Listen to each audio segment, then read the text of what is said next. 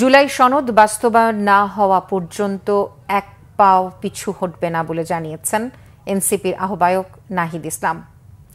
এছাড়া দেশের মানুষের অধিকার আদায়ের প্রয়োজনে ছাত্র জনতাকে সাথে নিয়ে আবারও রাজপথে নামার হুঁশিয়ারি দেন এনসিপি নেতারা। রংপুর থেকে জুয়েল আহমেদের রিপোর্ট।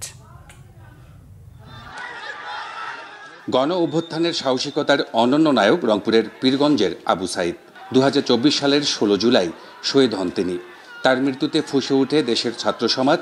বৈষম্য বিরোধী আন্দোলন পরিণত হয় শেখ হাসিনার সরকার বিরোধী আন্দোলনে।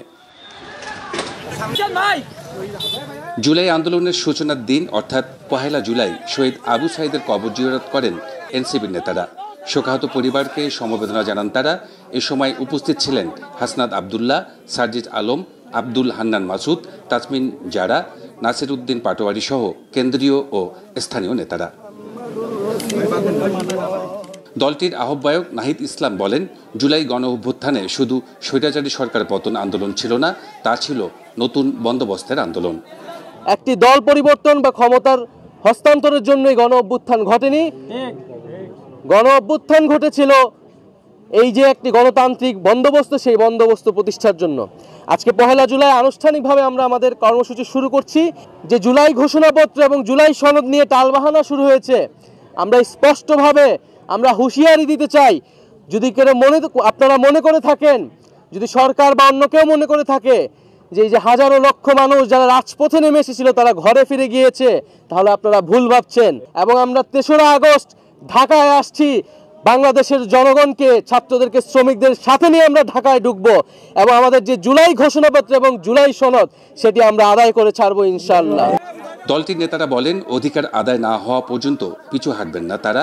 সরকারের সমালোচনাও ছিল তাদের কণ্ঠে।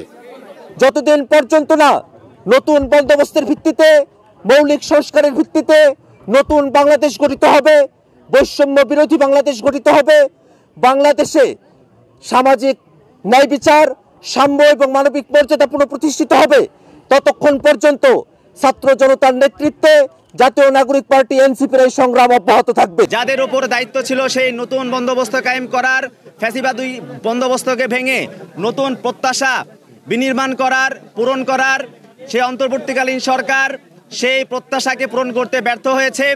জুলাই শহীদদের আকাঙ্ক্ষাকে বাস্তবায়ন করতে ব্যর্থ হয়েছে।